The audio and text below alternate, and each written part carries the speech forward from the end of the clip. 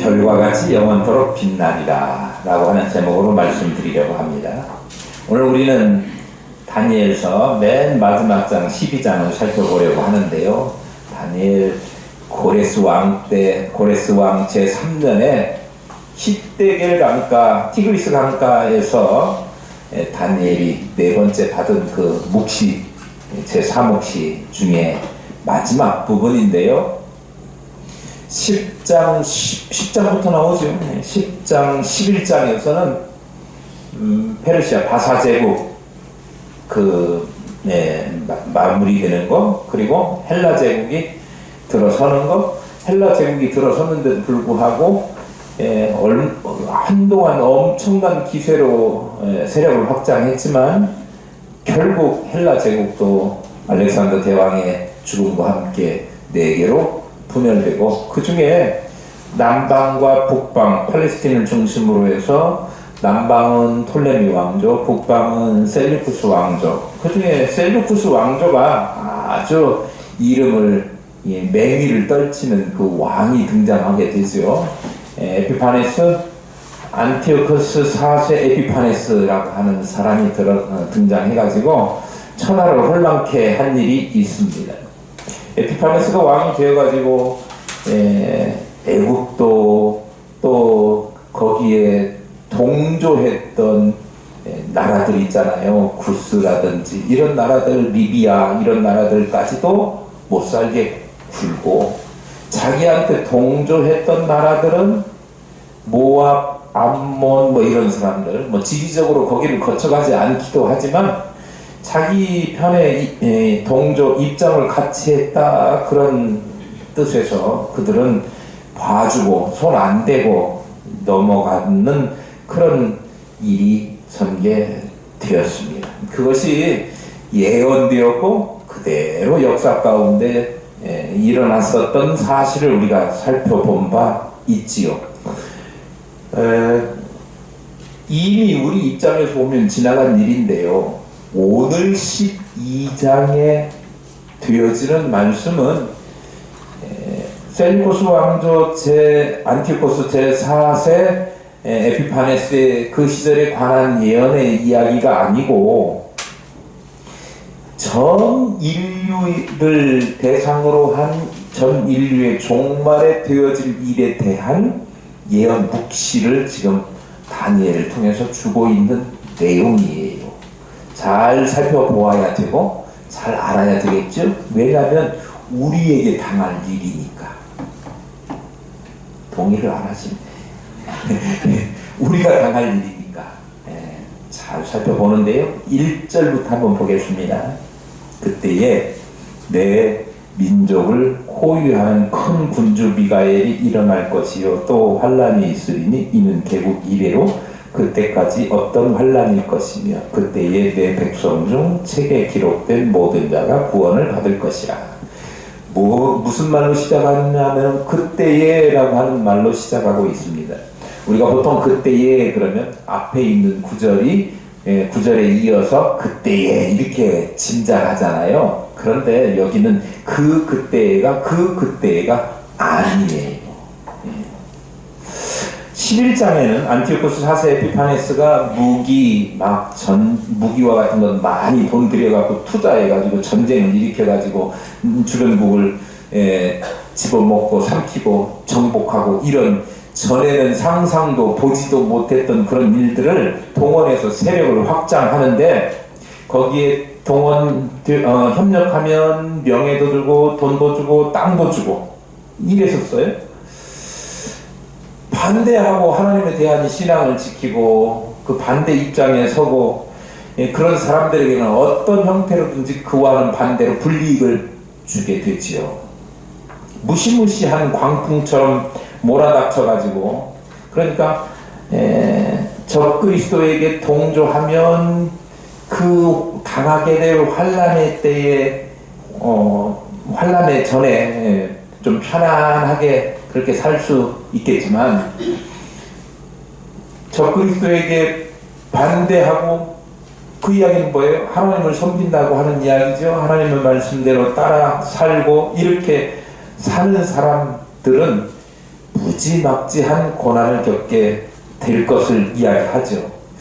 이게 역사 가운데 실제로 에피파네스 4세의 소나기에 붙잡혀가지고 거기에 넘어간 나라들, 고난당한 나라들, 붙잡힌 나라들, 애국까지도 포함해가지고 그런 나라들이 있는가 하면 그 손에서 벗어났던 나라들도 있었습니다. 그렇게 아주 급물살을 일으킨 주인공이 누구냐 그러면 에피파네스였어요. 그런데 그 에피파네스도 죽게 돼요. 어떻게 죽죠? 지난번에 그의 죽음을 이야기하면서 제가 빠할이라고 하는 단어를 이야기했는데, 그가 내전이 일어났다, 반역이 일어났다라고 하는 소리를 듣자, 아니 자기는 상상도 못했던 일 아닙니까?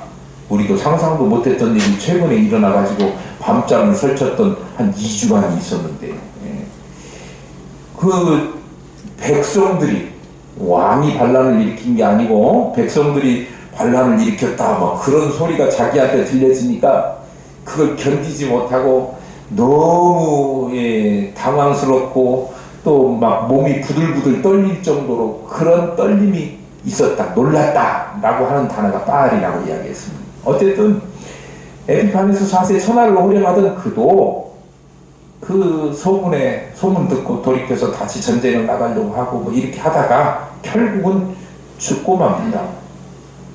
그의 시대도 끝나죠.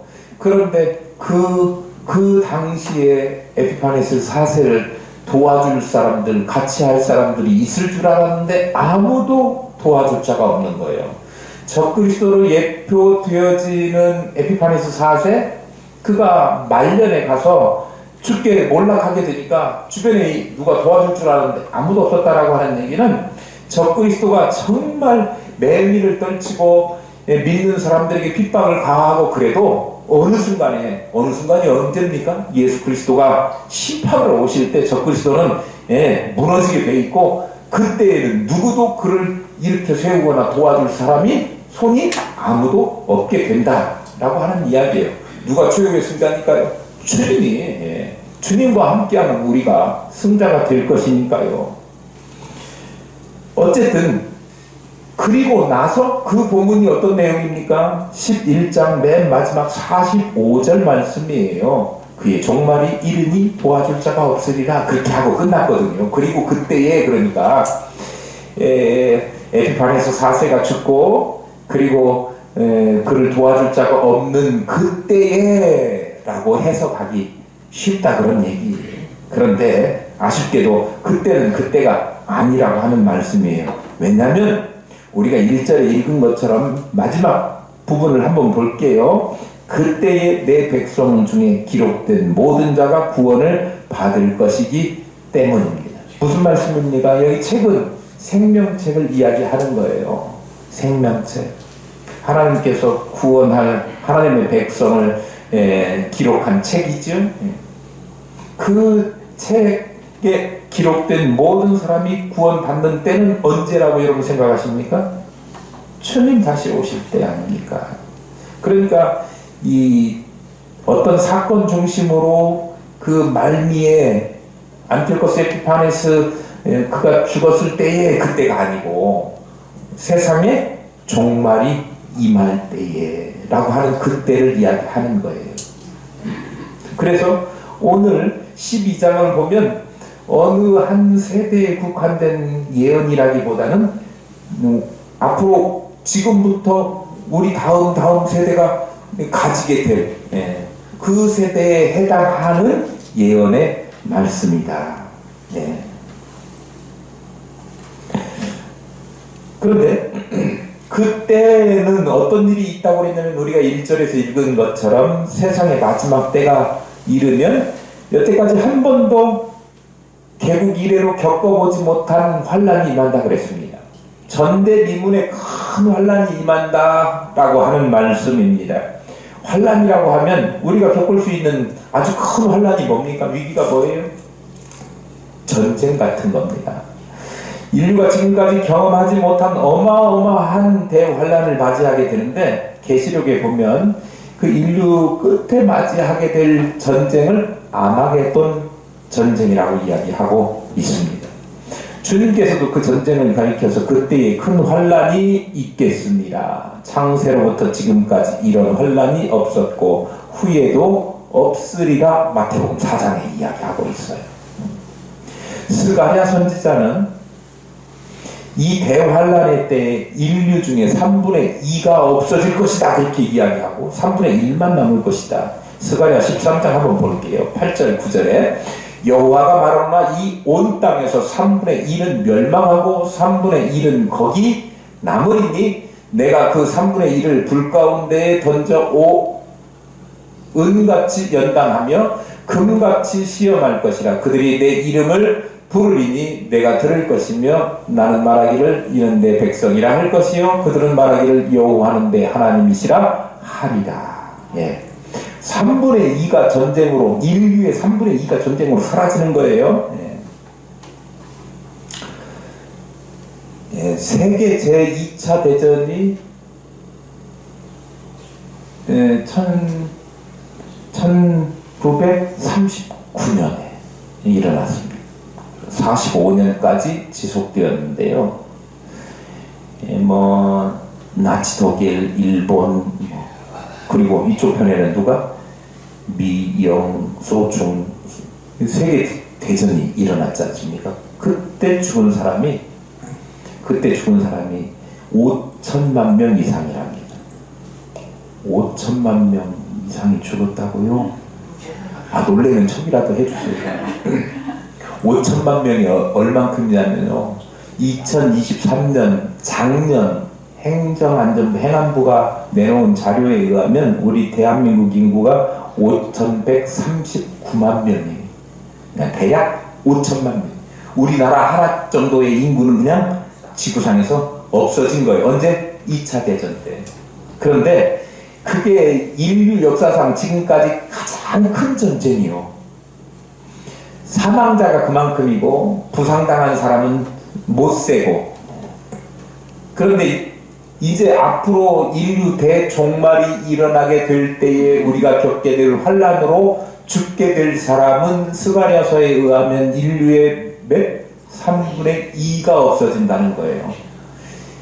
우리나라의 3분의 2가 아니고 전 세계의 3분의 2가 사라지는데 전 세계 인구가 얼마냐? 그러면 옛날에는 60억 명이라고 그랬는데 우리나라 몇몇 나라는 인구가 감소해도 세계 인구는 꾸준히 늘어나가지고 2023년 작년에 인구가 약 81억 명입니다. 81억 명. 그 중에 3분의 2 하면 얼만큼이냐 그러면 얼만큼이 약 54억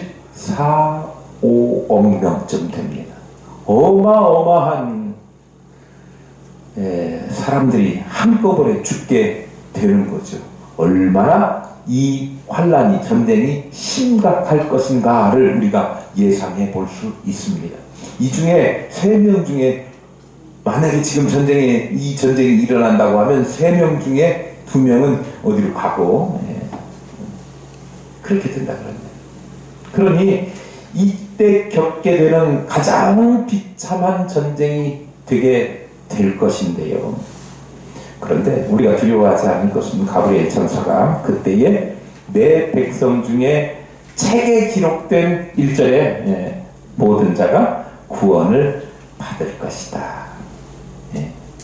그렇게 말하고 있습니다. 내 백성이라고 하는 것은 이스라엘 백성들을 이야기하는 것 같지만 혈통적으로는 그렇게 이야기해도 실제적으로 영적으로 하나님의 백성들을 일컫는 이야기 아닙니까? 하나님이 택한 백성.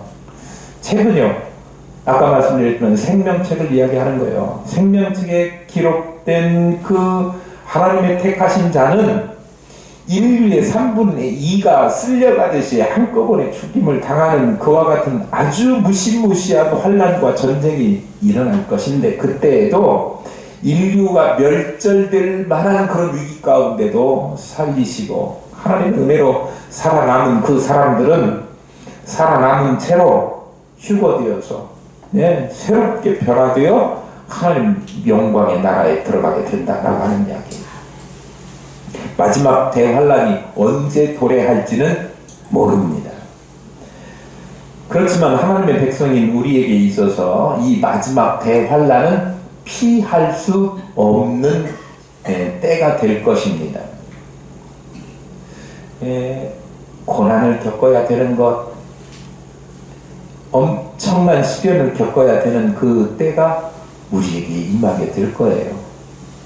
그런데 그때에 하나님을 배반하고 어려움 때문에 이 어려움을 피하기 위해서 적그리스도에게 손잡고 손 내밀고, 아까 말했잖아요. 모압, 에돔, 암몬처럼 그렇게 손 내밀면 피해갈 수 있는 것처럼 그 때를 피해가기 위해서 그렇게 했다가는 영원한 나라에 들어가지 못하는 거고요.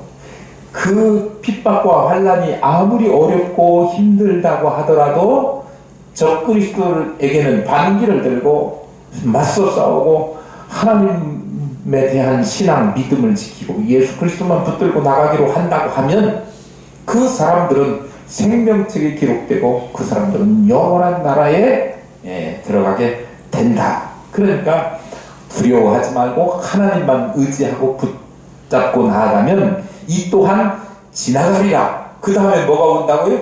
하나님의 영광의 날이 오리라. 그렇게 믿고 나아가면 하나님께서 그 날을 반드시 여러분에게 주실 줄로 믿습니다. 여러분 확신하십니까? 여러분의 이름이 생명책에 기록되어 있다고? 아멘. 네, 아멘. 저와 여러분 여기도 하나도 빠짐없이 하나님의 영광의 나라에 이르도록 생명책에 기록된 주인공들 될 수 있기를 축복합니다.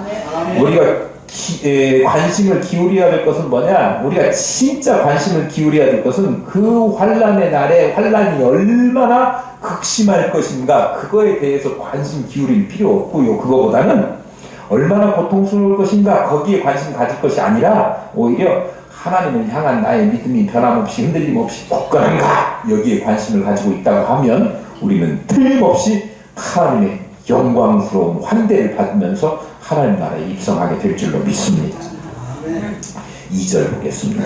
2절 한번 같이 읽어볼까요? 시작. 땅의 티끌 가운데서 많은 사람들이 깨어나 영생을 받는 자도 있고 수치를 당하여서 영원히 부끄러움을 당할 자도 있을 것입니다. 아멘. 2절 말씀도 1절 말씀과 같이 세상 마지막 때에 있을 일에 대한 예언입니다. 아마겟돈 전쟁으로 인해서 마지막 그 대환란이 있은 다음에 그 다음에 일어날 일이 2절이에요.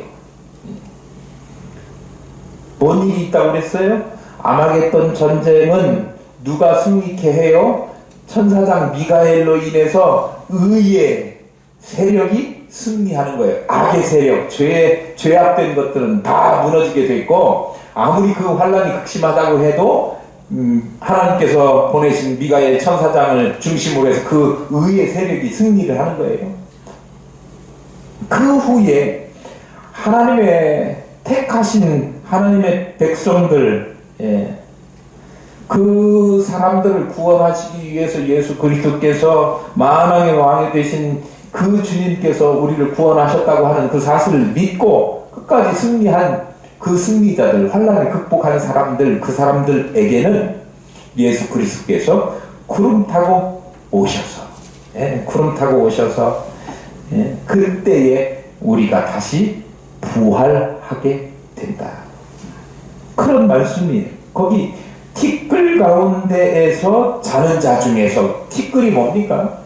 티끌로 들어간다, 흙으로 돌아간다, 그런 이야기예요. 흙 속에 묻혀 자는, 다시 말하면 죽은 사람들 이야기하는 겁니다.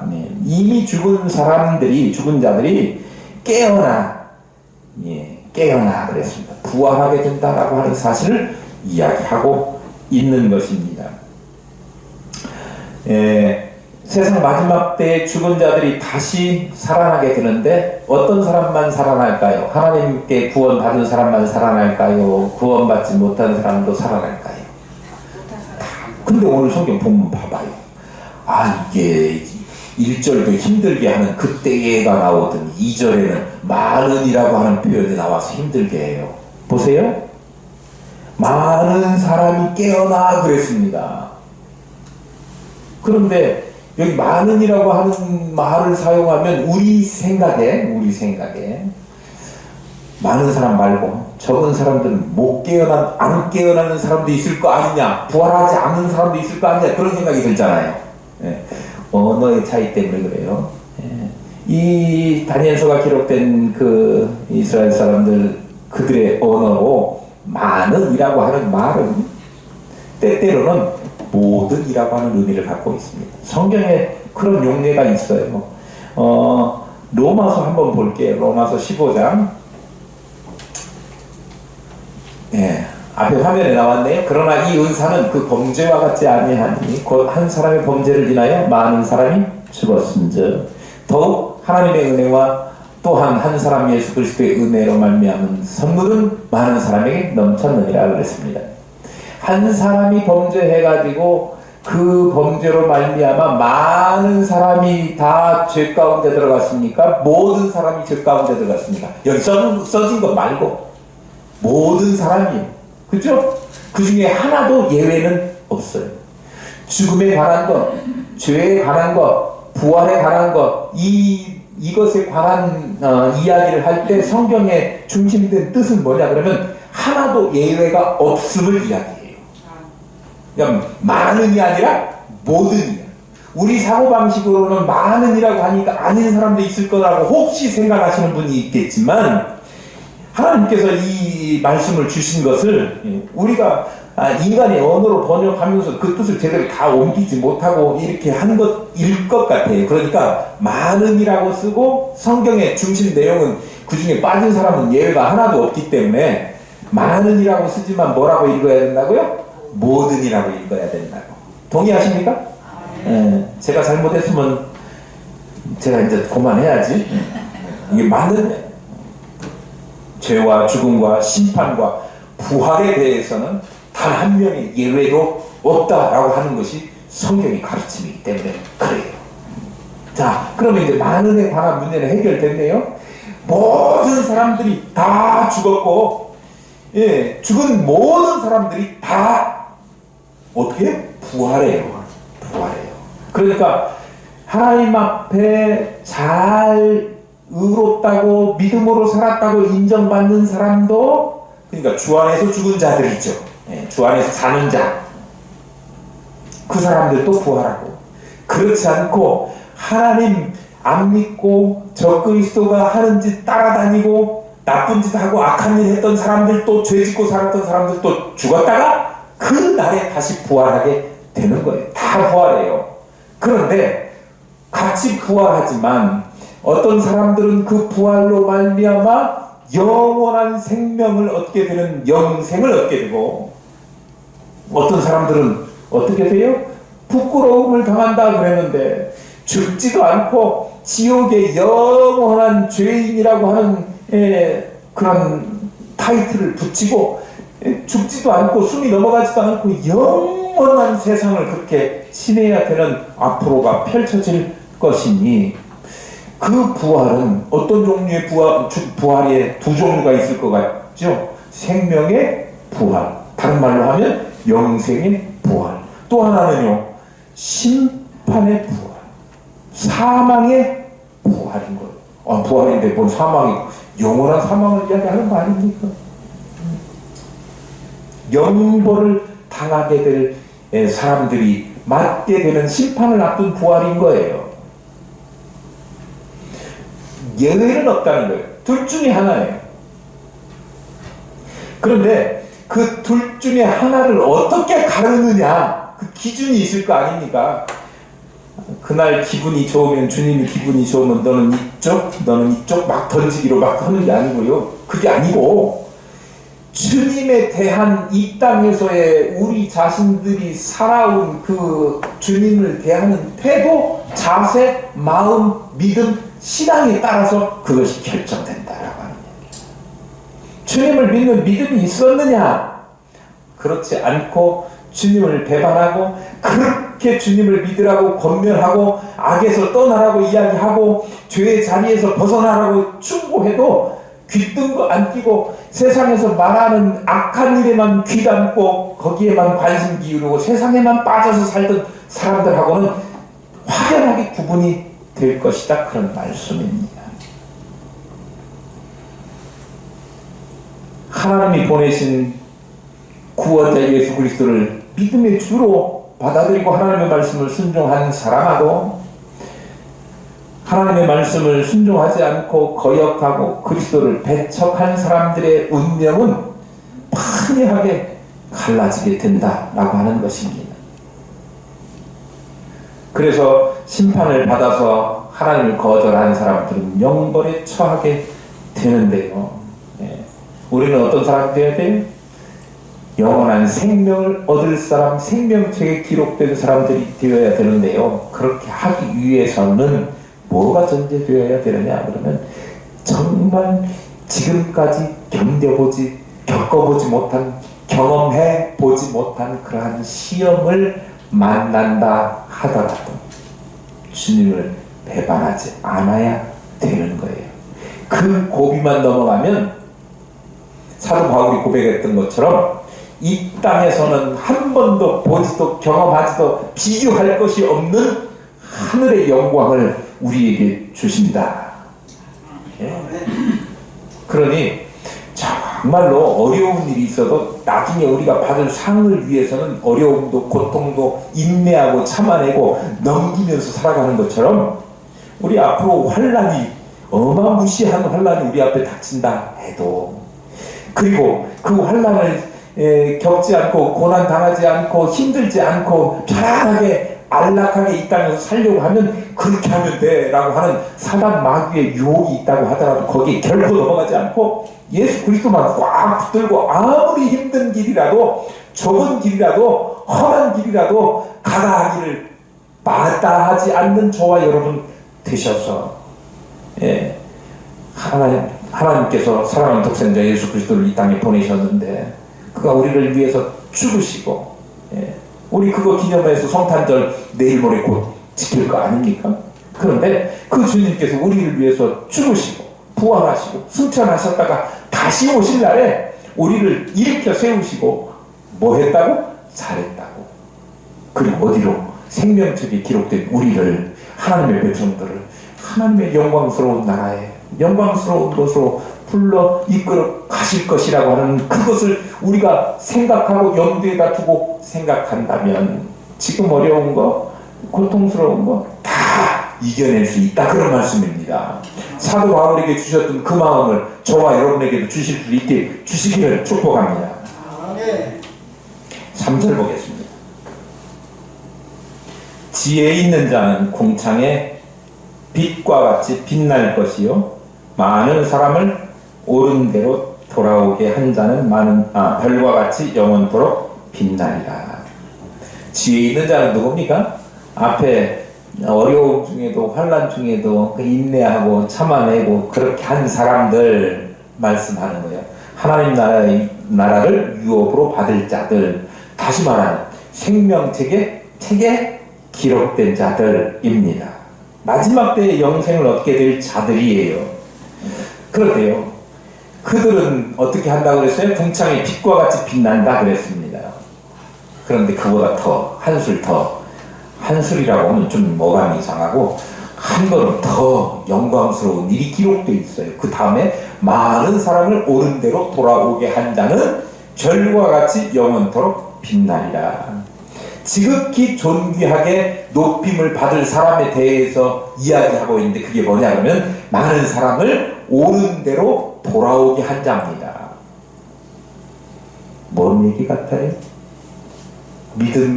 사망의 자리에서 영생의 자리로 구원해내는 거예요. 그거 뭐라고 합니까 우리가? 전도라고 이야기하죠. 마지막에 영생을 받을 자들 중에서 자신뿐만 아니라 다른 사람들도 영생을 받도록 그들을 가르치고 인도해내는 돌아오게 하는 사람은 하나님이 정말 귀하게 보신다라고 하는 것을 알 수 있습니다. 그렇게 하나님께서 그를 별과 같이 영원토록 빛나게 하신다 그렇게 약속하신 것입니다. 왜 그러냐면 왜 하나님이 그들을 그렇게 귀하게 여기시나 그러면 환난과 핍박이 있다고 그랬죠? 환난과 핍박 중에 자기도 힘들어요. 그 인내하기가 쉽지 않습니다. 그런데 그 와중에도 자기뿐만 아니라 다른 사람이 멸망하는 것을 안타깝게 여기고 그들을 구원받도록 이 환난 받는 것이, 이 땅에 환난 받는 것이 다가 아니고 이 환난을 잘 극복해내면 그 다음에 영원한 세계가 있다고 하는 것을 가르쳐서 그를 하나님의 나라로 인도하는 것, 이것이 참 어려운 일이기 때문에 그래요.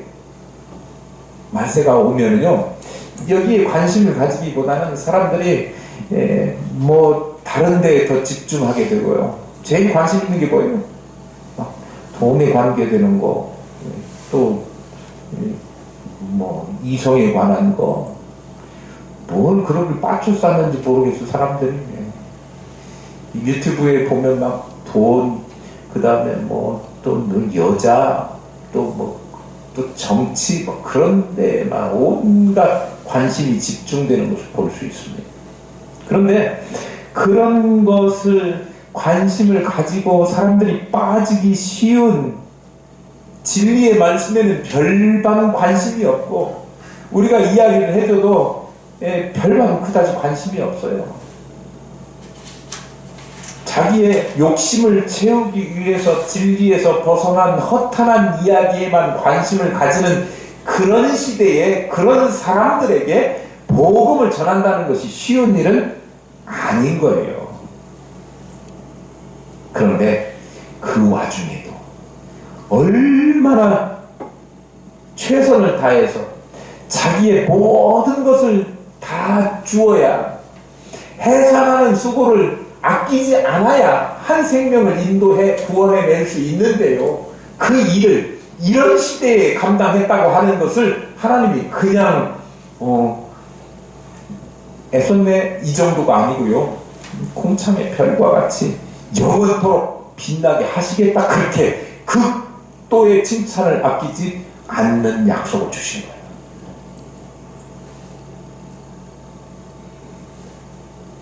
참으로 어려운 일이기 때문에 그렇습니다. 그래서 그들에게 뭔 상을 준다고? 최고의 상을 준다. 하나님의 관심은 거기에 있으니까요. 하늘나라 가는 것 자체가 영광스러운 일이고 최고의 상이지, 무슨 거기에 또 무슨 상이 또 등급이 따로 있어, 그렇게 이야기하시는 분들도 있어요. 제가 조직신학 공부하면서 그 교수님 참 훌륭하신 분인데, 그 교수님도 생각은 그래요. 하늘나라 가면 그것이 영광스러운 것 자체 최고의 영광스러운 일인데 거기에 무슨 상급의 등급이 따로 있느냐, 그렇게 이야기하신 것이 생각이 납니다.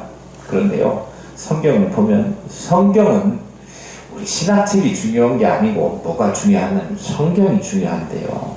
성경 한번 볼게요. 마태복음 5장 19절에 보면 낮은 상이 있고 높은 상이 있는 것 같아요. 그러므로 누구든지 이 계명 중에 지극히 작은 것 하나라도 버리고 또 그같이 사람을 가르치는 자는 천국에서 지극히 작다 일컬음을 받을 것이요, 누구든지 이를 행하여 가르치는 자는 천국에서 크다 일컬음을 받는다.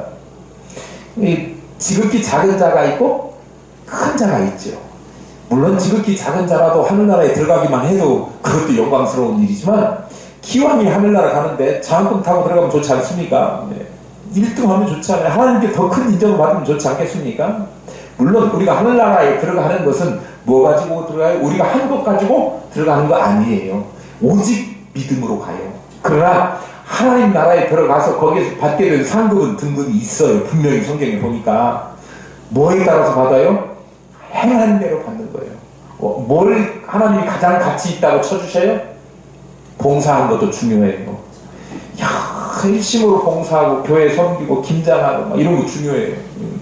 그런데 그보다 더 하나님이 기뻐하시고 더 크다고 인정하시는 것이 뭐냐? 그러면 많은 사람들을 하나님의 영적인 진리를 깨닫게 해서 영원한 생명을 얻게 하는 일, 그것이 무엇보다도, 왜냐하면 천하보다도 귀한 것이 영혼이라고 하나님께서, 주님께서 말씀하시고 그렇게 인정하시기에, 우리같이 보잘것없고 죽어서 그냥 갖다 묻어버리면 이름도 없이 사라질 존재인데도 불구하고 하나님께서 자신이 사랑하는 독생자 예수 그리스도를 이 땅에 보내셔서 죽게 하신 일 아닙니까? 그러니 얼마나 한 생명 한 영혼에 대한 그 소중한 마음을 주님은 그 가치를 가지고 계신가 그 이야기를 하고 있는 거예요.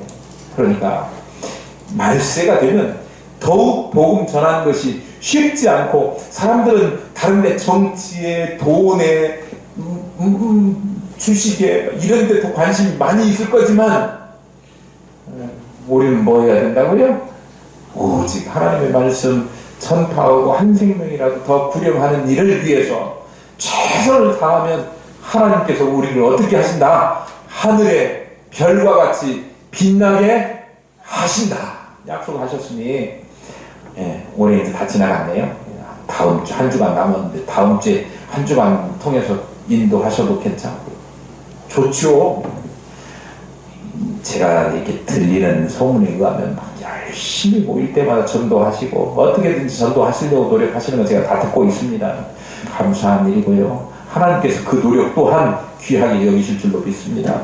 새해에는 우리 교회가 정말 영혼 살리는 일 더 열심히 감당하셔서 하나님께 칭찬받고 별과 같이 영원토록 빛나는 귀한 상급을 받는 은혜가 있기를 축복합니다. 아멘.